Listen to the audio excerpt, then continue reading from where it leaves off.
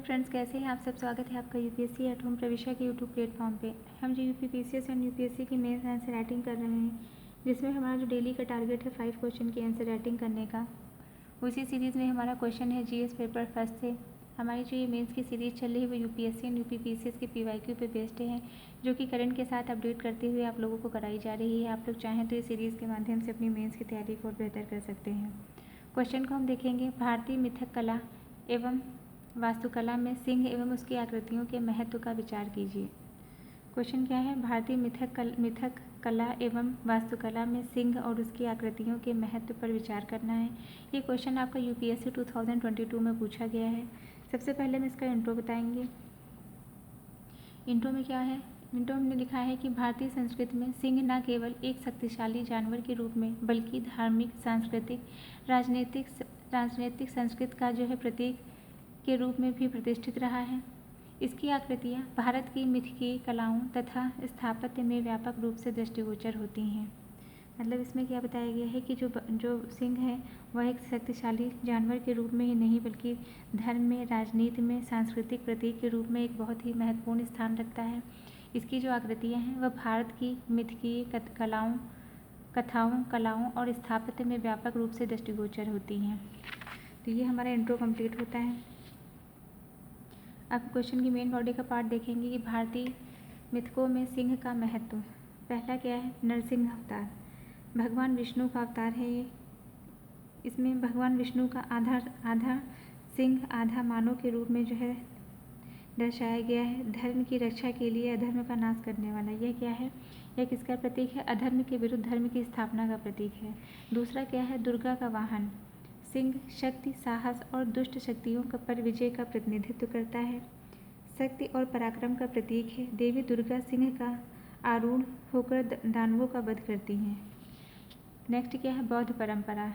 सिंहनाद शब्द बुद्ध की उपदेश शक्ति को दर्शाता है। धर्मचक्र प्रवर्तन को सिंहनाद कहा गया है। बुद्ध की वाणी को ही सिंह की गर्जना के समान बताया गया है। नेक्स्ट हम देखेंगे कि भारतीय कला में सिंह की उपस्थिति। काल और परंपरा, इनका उदाहरण कि कहाँ पे उपस्थित है और किस चीज़ का जो है प्रतीक के रूप में दर्शाया गया है इनको। मौर्य काल के समय जो है सिंह का उदाहरण देखने को मिलता है सारनाथ सिंह स्तंभ। इसमें क्या है? बौद्ध धर्म, ये किसका प्रतीक है? यह बौद्ध धर्म राजसत्ता का प्रतीक के रूप में दर्शाया गया है। गुप्त काल में नरसिंह की मूर्तियाँ देखने को मिलती हैं। ये धर्म, रक्षा और वीरता का प्रतीक है। फिर बौद्ध स्तूप सांची और भरहुत में मिला है। धर्म प्रचार, सांस्कृतिक गौरव का प्रतीक है। लोक कला, उड़ीसा का सिंह नृत्य, यह वीरता, सांस्कृतिक और जीवंतता का प्रतीक है। नेक्स्ट क्या है? वास्तुकला में सिंह का महत्व। पहला क्या है? मंदिर स्थापत्य। प्रवेश द्वार स्तंभ पर सिंह सुरक्षा, देवी शक्ति का प्रतीक है।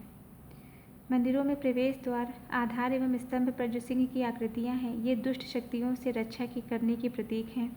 दूसरा क्या है? दक्षिण भारत में याली सिंह सदृश प्राणी वास्तु, सुरक्षा व शक्ति का प्रतीक है। दक्षिण भारत में याली जो वास्तुशास्त्र में संरक्षण का प्रतीक है। फिर क्या है? दुर्ग स्थापत्य। किले और राजभवनों में सिंह शिल्प शौर्य और सामरिक शक्ति के प्रतीक के रूप में दर्शाए गए हैं। राष्ट्रीय प्रतीक। सारनाथ का अशोक स्तंभ 4 सिंह, ये न्याय का प्रतीक है, धर्म और शासन का प्रतीक है। फिर क्या है? वर्तमान समय में इसकी हम प्रासंगिकता को देखेंगे।